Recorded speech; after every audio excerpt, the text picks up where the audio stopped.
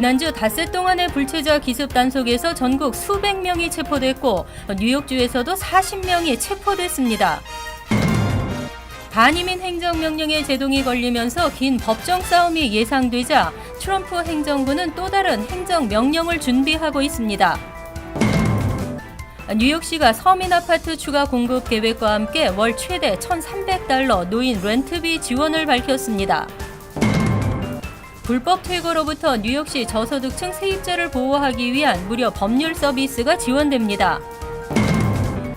뉴욕시 소방국이 5년 만에 앰뷸런스 서비스료 인상을 단행합니다. 이상은 이 시각 주요 뉴스입니다.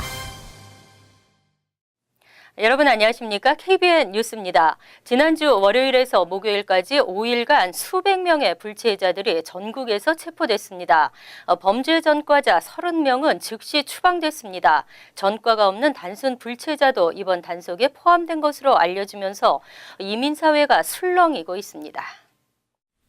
11일 월스트리트저널에 따르면 뉴욕과 LA, 시카고, 애틀랜타를 비롯한 동부와 중서부 전역에서 6일부터 10일까지 수백 명의 서류 미비자들이 체포됐습니다.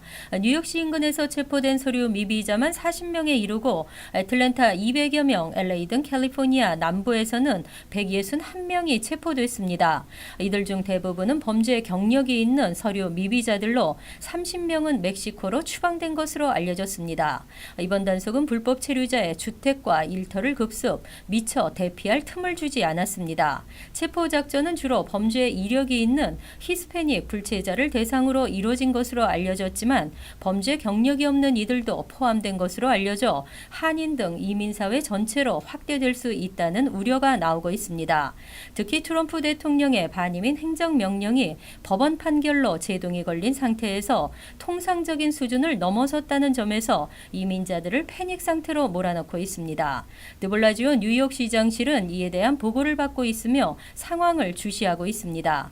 인권단체들은 경찰 및 이민 단속관에 대한 대처 요령을 여러 언어로 제작해 온라인 등으로 배포하고 있습니다.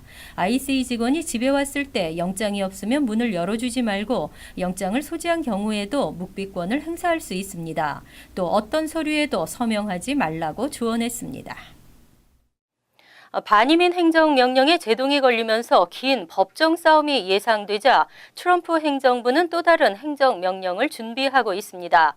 내용에는 큰 변화가 없는 것으로 보이며 우회해서라도 자신이 추구하는 이민 정책을 관철시키겠다는 것으로 보여집니다. 여론을 수렴하지 않고 소통하지 않고 직진만 하는 행정부, 큰 혼란이 예상됩니다. 트럼프 대통령이 또 다른 이민 관련 행정명령을 준비하고 있는 것으로 알려졌습니다. 새로운 행정명령에 대해 트럼프 대통령은 안보를 지키기 위해 속도를 낼 필요가 있다고 강조했습니다. 새 이민 행정명령의 내용에 대해서는 처음 행정명령과 조금 다를 것이라고 말해 큰 차이가 없을 것임을 시사할 뿐 자세히 언급하지는 않았습니다. 법정 소송이 진행되고 있는 현 행정명령에 대해서는 싸움에서 이길 자신이 있다고 밝혔습니다. 트럼프 대통령의 이 같은 발언은 연방항소법원이 9일 하급법원의 결정을 그대로 유지하자 정치적이고 수치스러운 결정이라며 법정에서 보자고 말해 대법원 상고 방침을 밝힌 바 있습니다. 하지만 전문가들은 백악관이 연방 대법원 상고 절차를 밟지 않을 것으로 예상하고 있습니다. 트럼프 대통령이 연방 대법원 상고 여부와는 별개로 새로운 반이민 행정명령을 발동할 경우 반대 진영에서도 위헌 소송을 제기할 것으로 보여 법적 다툼은 계속될 것으로 보입니다.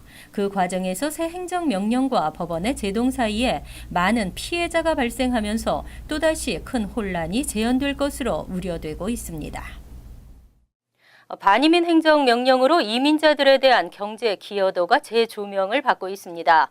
전국 7명 중 1명꼴로 외국인 노동자였고 건축 관련 업종에 종사하는 이민자가 가장 많았습니다. 하지만 이민 노동자의 직업은 각 분야에 걸쳐 다양하게 나타났습니다. 2015년 기준 전국 외국 태생 노동자는 2,500만 명으로 전체의 16.7%를 차지하고 있는 것으로 집계됐습니다. 이를 보도한 CBS 방송은 미 전체 노동자 7명 중 1명이 이민자라며 이민자의 범주에는 합법 이민자, 임시거주자, 난민, 불법 체류자 등이 모두 포함된 것이라고 전했습니다. 이민자들의 직업 분포는 식당 종업원에서 고학력 전문직에 이르기까지 광범위했지만 가장 많은 직종은 건축업으로 9%를 차지했고 판매업 8.6%, 청소 조경업 8.4%로 나타났습니다. 판매와 비즈니스, 재정, 소셜 서비스 직종에 미국 태생이 몰렸다면 이민자들은 빌딩 메인테넌스, 건축, 컴퓨터, 수학과 과학 쪽에 집중돼 있었다고 CBS는 분석했습니다. 하지만 이민자들은 전문 분야에도 두각을 나타내고 있는 것으로 나타났습니다. 8.1%를 차지한 4위는 최고 경영자 등 매니저급 간부, 5위는 은행원, 우체국 직원, 리셉셔니스트, 격리직을 비롯한 행정 직원이었고 6위는 제빵사, 재단사였습니다. 또 이민자들의 5.2%는 의사, 약사, 간호사였고 퍼스널 케어 직종과 컴퓨터 프로그래머와 통계학자가 각각 4.3%를 차지했으며 회계, 재정 분야 3.6%, 교육 문학의 3%로 나타났습니다. 이민자 10명 중 1명은 자영업을 하고 있는 것으로 조사됐습니다. 어젯밤 열린 제59회 그래미 어워드 팝스타 아델이 5관왕으로 영광을 독차지했습니다. 하지만 이번 시상식에서 주목을 받은 것은 트럼프 대통령을 비난하는 메시지들입니다. 보도에 지한샘 기자입니다. And the Grammy goes to 세계 최고 권위의 팝뮤직 어워드인 그래미 어워드. 지난달 골든글러브 시상식 배우들에 이어 이번엔 팝스타들이 트럼프 대통령의 반이민 정책을 비난하고 나섰습니다. 사회자 제임스 코든은 트럼프 대통령 치하에서라면 다음에 어떤 일이 닥쳐올지 모른다며 지금이 최선이니 최대한 열심히 살라고 말해 청중의 박수를 끌어냈으며 제니퍼 로페즈는 지금이 예술가들이 일하러 나가야 할 바로 그때라며 행동을 촉구했습니다. 쌍둥이를 임신한 만삭의 비욘세는 모두 인종의 통합을 얘기하며 과거로부터 배우는 것이 필수적이다. 실수를 반복하는 경향을 깨달아야 한다고 꼬집었습니다. 팝스타 케이티 페리와 베테랑 힙합 그룹 트라이브 콜드 퀘스트는 저항을 외치며 트럼프 행정부를 향해 직격탄을 날렸습니다. 의상을 통한 우회적인 메시지도 있었습니다. 밴드 아일리 서스펙터의 멤버는 등에 탄핵이라고 쓰인 재킷을 입고 등장했으며 베스트 신인 아티스트 상을 받은 챈스 더 래퍼는 뒤에 오바마, 앞에는 땡큐라고 쓴 검은 후드 티셔츠를 입었습니다. 그래미 무대에는 친 트럼프 뮤지션도 눈에 띄었습니다. 가수 조이 빌라는 미국을 다시 위대하게라는 트럼프의 대선 캠페인 구호를 길게 새긴 파란색 드레스를 입고 나와 눈길을 끌었습니다. KBN 뉴스 지한샘입니다. 뉴욕시가 서민 아파트 추가 공급 계획을 밝혔습니다. 특히 저소득층 노인에 대한 렌트비 지원이 포함됐는데요. 한 달 최대 $1,300를 지원합니다. 뉴욕시가 연소득 4만 달러 이하 가정을 위한 서민 아파트 10,000가구를 추가 공급합니다. 13일 드블라주요 시장은 새해 연설에서 렌트 부담을 안고 있는 노인과 퇴역 군인 등의 고충을 덜어주기 위해 19억 달러를 투입해 서민 아파트를 확충할 계획이라고 밝혔습니다. 5,000가구는 62세 이상 노인들을 위해, 500가구는 퇴역 군인들을 위해, 나머지 4,500가구는 일반 저소득층 주민들에게 입주 기회를 부여합니다. 이와 함께 62세 이상 연소득 5만 달러 이하 2만 5천 가구에는 월 최대 $1,300의 렌트를 지원해주는 방안도 포함될 예정입니다. 현재 사회보장연금 $1,350를 받는 노인의 경우 렌트 지원을 받은 후 본인이 내야 하는 렌트비는 $450가 됩니다. 뉴욕시는 200만 달러 이상 고가 주택을 팔 때 2.5%를 부과하는 맨션 텍스를 확대함으로써 재원을 마련할 방침입니다. 한편 뉴욕시는 지난 1일 올해 폐지될 예정인 노인과 장애인을 위한 렌트 인상 억제 프로그램을 2020년까지 연장하는 조례안을 통과시킨 바 있습니다. 불법 퇴거로부터 저소득층 세입자들을 보호하기 위한 무료 법률 서비스가 지원됩니다. 세입자 무료 법률 서비스를 시행한 이후 불법 퇴거가 대거 줄었고 억울하게 퇴거당하는 일도 75%나 감소했습니다. 빌 드블라지오 시장과 멜리사 마크 비버리터 시의장은 12일 4인 가구 기준 연소득 5만 달러 이하 가구가 불법 퇴거 명령을 받았을 때 지원하는 법률 서비스 유니버셜 액세스 이니셔티브를 시작한다고 발표했습니다. 2년 전 세입자 법률 서비스 보조 후 불법 퇴거는 24% 감소했고 세입자가 변호사를 선임할 경우 퇴거 판결을 받을 확률은 75% 감소하는 것으로 나타났습니다. 이에 따라 뉴욕시는 전례 없는 고비용을 투자해 전국 최초로 법률 무료 변호는 물론 법률 자문도 무료로 시행하기로 했습니다. 드블라지오 시장은 뉴욕시가 저소득층 세입자들을 보호하기 위한 무료 법률 서비스 제공 도시가 된 것에 큰 의미를 부여하며 힘없는 세입자들을 보호하기 위해 시정부가 함께 싸울 것이라고 강조했습니다. 이 프로그램으로 매년 약 40만 명의 저소득층이 수혜를 받을 것으로 예상됩니다. 시정부는 이에 필요한 예산을 2018년 1,500만 달러에서 2022년까지 9,300만 달러를 투입하고 전면 시행되면 법률 서비스 투자를 1억 5,500만 달러까지 늘릴 계획입니다. 이번 이니셔티브는 지난해 상정됐던 저소득 세입자 법률 지원 조례안이 통과되며 탄력을 받았습니다. 뉴욕시 고교 정시 졸업률이 올해 또 기록을 경신했습니다. 아시안들의 정시 졸업률이 가장 높았고 흑인과 히스패닉의 정시 졸업률도 많이 향상됐습니다.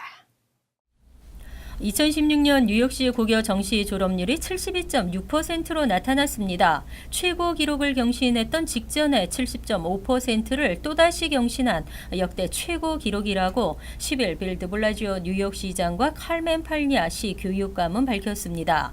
이번에도 한인을 포함한 뉴욕시 아시안 고교생의 졸업률이 전체 인종 가운데 가장 우수한 것으로 나타났습니다. 또 2016년 중도 포기율은 8.5%로 최저치를 나타냈습니다. 인종별 정시 졸업률은 아시안 학생이 85.6%, 백인 82.1%, 흑인 68.1%, 히스패닉 66.9%로 나타났으며 흑인과 히스패닉 학생의 정시 졸업률이 가장 큰 폭으로 증가했습니다. 하지만 아시안과 백인 학생에 비해 졸업률은 여전히 낮은 수준이었고 중도 포기율은 각각 8.8%와 11.2%로 타인종 학생에 비해 높게 나타났습니다. 정시 졸업률이 가장 높은 보로는 스테튼 아일랜드가 79.3%로 나타났으며 다음 퀸즈 75.5%, 맨해튼 74.6%, 브루클린 72.2%, 브롱스 64.8% 순으로 조사됐습니다. 중도 포기율이 가장 높은 곳은 브롱스가 12.7%를 기록했습니다. 뉴욕시의 앰뷸런스를 이용하는 시민들이 늘고 있습니다. 그럼에도 소방국은 적자 운영으로 나타났는데요. 뉴욕시 소방국이 5년 만에 앰뷸런스 서비스료를 인상합니다. 9일 폴리티커 보도에 따르면 소방국은 앰뷸런스 서비스 이용료를 3월 12일부터 인상하겠다고 밝혔습니다. 지난 2012년 40% 서비스 인상에 이어 5년 만입니다. 일반 앰뷸런스 이용료는 704달러에서 775달러로 인상되고 긴급구조 경우에는 상황 레벨에 따라 1190달러에서 1310달러 또는 1290달러에서 1420달러로 인상됩니다. 마일당 12달러의 이용료는 15달러로 오르고 앰뷸런스에 설치된 산소 공급 서비스는 60달러에서 66달러로 인상됩니다. 최근 뉴욕 시민들의 앰뷸런스 이용률은 늘고 있는 추세이지만 운영은 적자를 면치 못하고 있습니다. 소방국의 앰뷸런스 운영 지출은 한 해 5억 달러에 달하지만 회수 비용은 2억 달러에 불과한 것으로 나타났습니다. 이에 따라 소방국 측은 인상이 불가피하다고 밝혔습니다. 2016년 기준 뉴욕시에서는 총 170만 명의 환자가 앰뷸런스를 이용한 것으로 집계됐는데 이는 지난 1999년과 비교했을 때 33%나 증가한 것입니다. 한편 2016에서 17 회계년도 앰뷸런스 사고 수는 384건으로 전년도 같은 기간보다 16%나 급증했습니다. 이처럼 사고가 증가한 원인으로는 소방국은 앰뷸런스에 새로운 경로 추가를 꼽았습니다. 앰뷸런스 운영 횟수가 늘어나면서 사고 수도 늘고 부상자 수도 11% 증가했습니다. 뉴저지주에서 우버 등 차량 공유업체 운전자들에 대한 신원 확인이 의무화됩니다. 그동안 끊임없이 발생했던 승객 안전에 대한 문제, 또 보상의 문제도 해결될 수 있도록 법안이 마련됐습니다.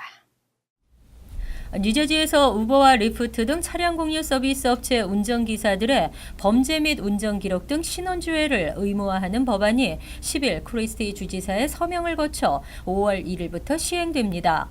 이에 따라 살인이나 성폭행, 음주운전 등 범죄에 연루는 물론이고 난폭운전 등도 적발되면 차량 공유 서비스 영업을 하지 못하게 됩니다.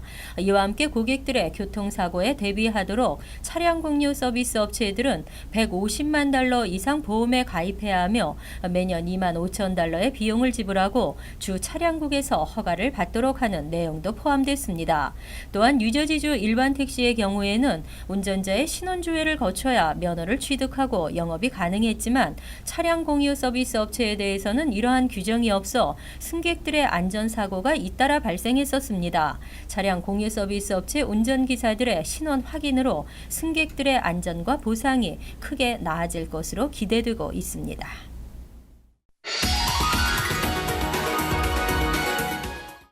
이어서 LA 지역 한인사회 소식입니다. 지난주 남가주 지역에서 100여 명이 훌쩍 넘는 불법 체류자가 무더기로 검거됐습니다.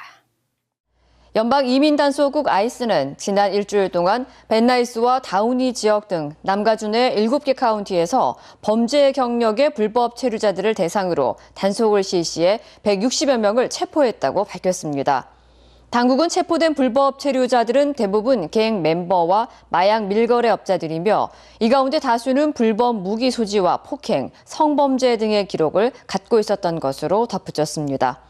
한편 이번 조치에 대해 일각에서는 과잉 단속 행정이라는 비난이 일고 있는 가운데 당국은 일반적으로 시행되는 단속일 뿐이라고 해명했습니다.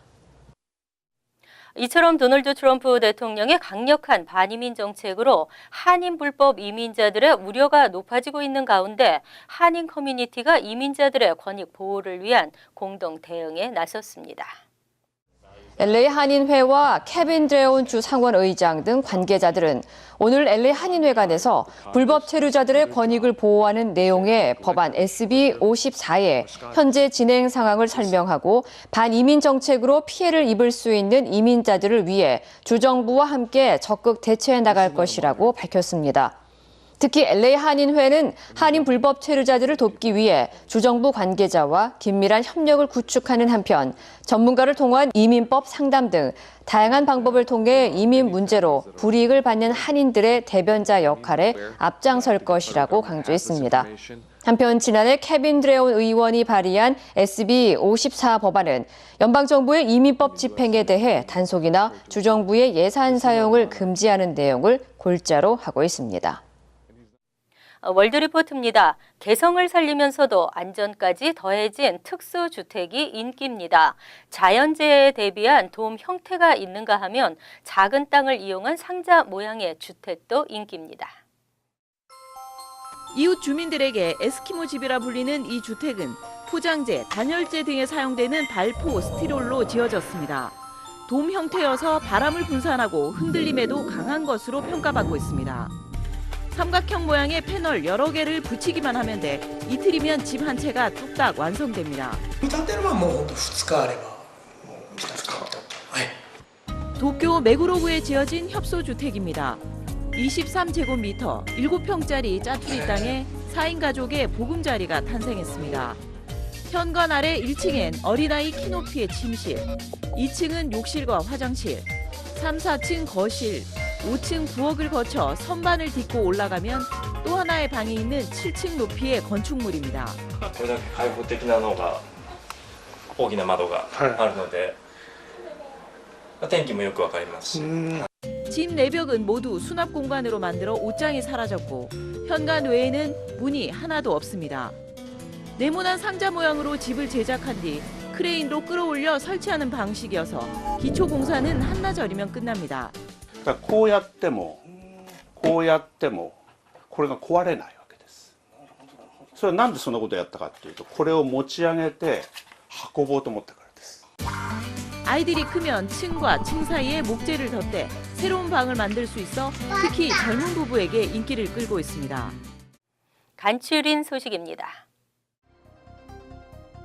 뉴저지 패터슨 경찰에 따르면 지난 8일 오전 11시쯤 패터슨의 한 길거리에서 칼에 찔려 숨진 50세 프랭크 에드윈을 발견했습니다. 경찰은 같은 날 밤 11시 40분쯤 하이츠타운에 거주하는 28세 워너 방 씨를 용의자로 붙잡았습니다. 하지만 방 씨의 살해 동기에 대해서는 아직 밝혀지지 않은 상태입니다. 방 씨는 유죄가 확정될 경우 30년 가석방 없는 무기징역을 선고받을 수 있는 것으로 알려졌습니다. 한국 외교부가 특별 감찰팀을 신설해 전 세계 재외공간 근무자의 일탈을 감시합니다. 이는 외교관들의 공직기강 회의에 따른 후속 조치로 지난해 9월 칠레에서는 참사관의 미성년자 성추행 사건이 발생했고 중동 대사의 대사관 직원 성희롱 사건도 있었습니다. 현재는 9명이 전 세계 183개 재외공간을 감사하고 있습니다. 이에 외교부는 특별 감찰팀을 신설하고 감사 인력을 증원하는 방안을 추진하기로 했습니다. 뉴욕주 항소법원은 10일 현재 뉴욕시 식당들에서 시행 중인 소금 경고 표시제 행정 조치가 적합하다고 판시했습니다. 항소법원이 1심 법원의 결정을 유지함에 따라 뉴욕시 소금 경고 표시제는 계속해 시행되게 됐습니다. 전국 레스토랑 협회는 지난해 뉴욕시 위생국을 대상으로 제기한 소송에서도 패소한 바 있습니다. 한편 뉴욕시는 지난해 6월부터 위반 업소에게 $200의 벌금을 부과하고 있습니다. 10일 텔레그래프 통계에 따르면 지난해 미 시민권 포기자는 5,411명으로 전년보다 26% 증가하면서 새 기록을 세웠습니다. 지난 1998년에서 2009년 사이 시민권 포기자가 231명에서 762명인 점을 감안하면 최근 시민권 포기자가 급증하고 있습니다. 전문가들은 지난 2010년 재외 미국인들의 세금 신고가 한층 강화되면서 아예 국적을 포기하는 이중 국적자들이 많아졌기 때문이라고 분석했습니다. 다음은 시사 컬럼이 이어집니다.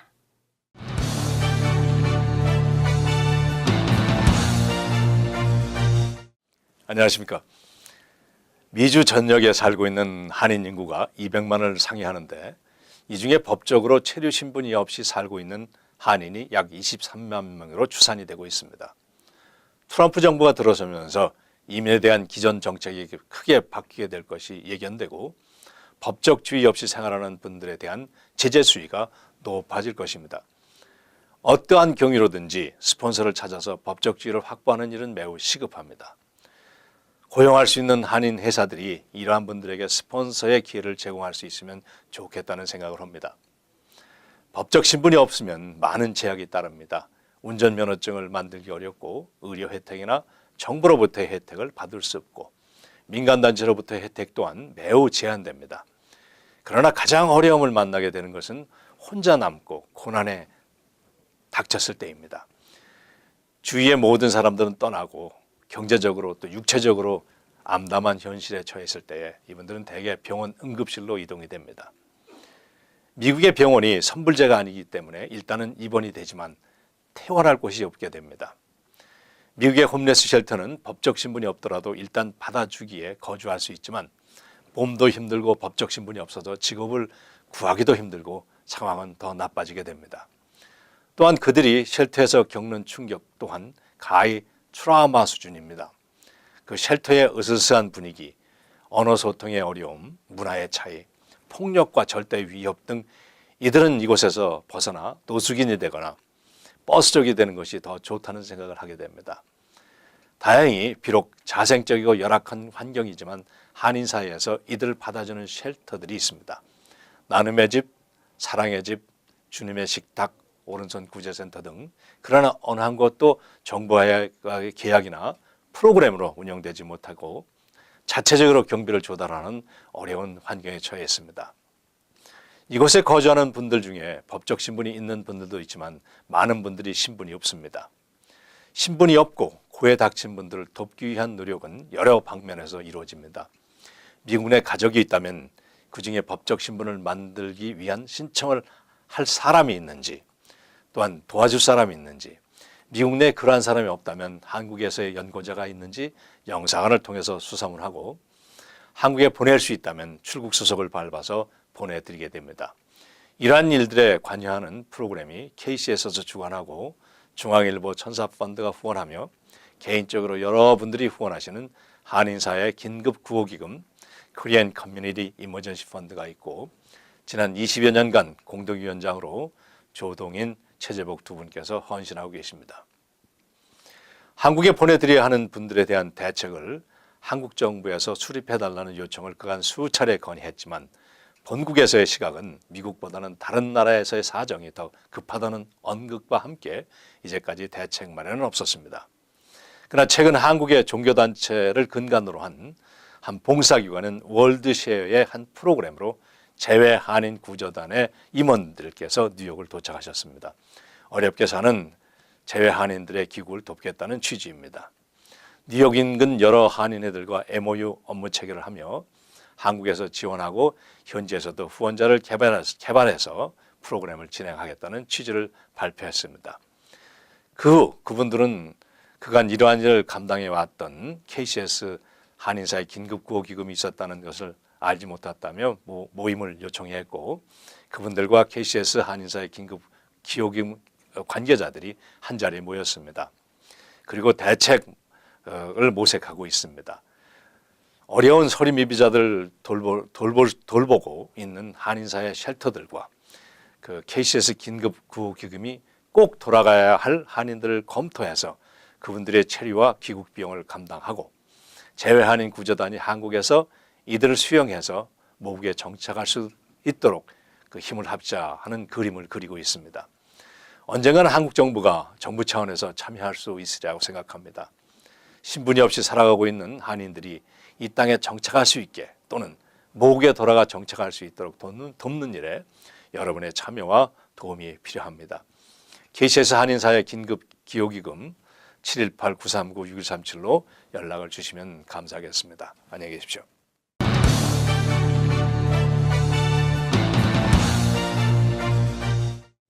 환율과 증권 소식입니다.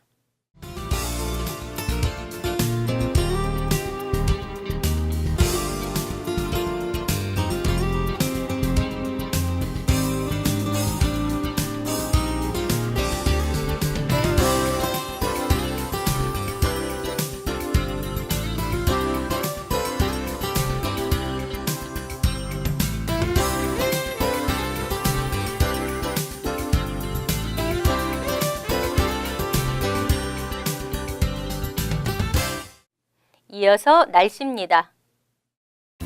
화요일은 대체로 맑겠고 간간히 흐리겠습니다. 낮 최고 기온은 38도, 섭씨 3도, 밤 최저 기온은 32도, 섭씨 0도로 예상됩니다. 수요일은 구름이 많아지면서 대체로 흐린 날씨가 예상됩니다.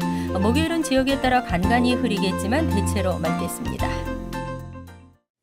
이상으로 KBN 뉴스를 마칩니다. KBN과 함께 편안한 하루 되시기 바랍니다.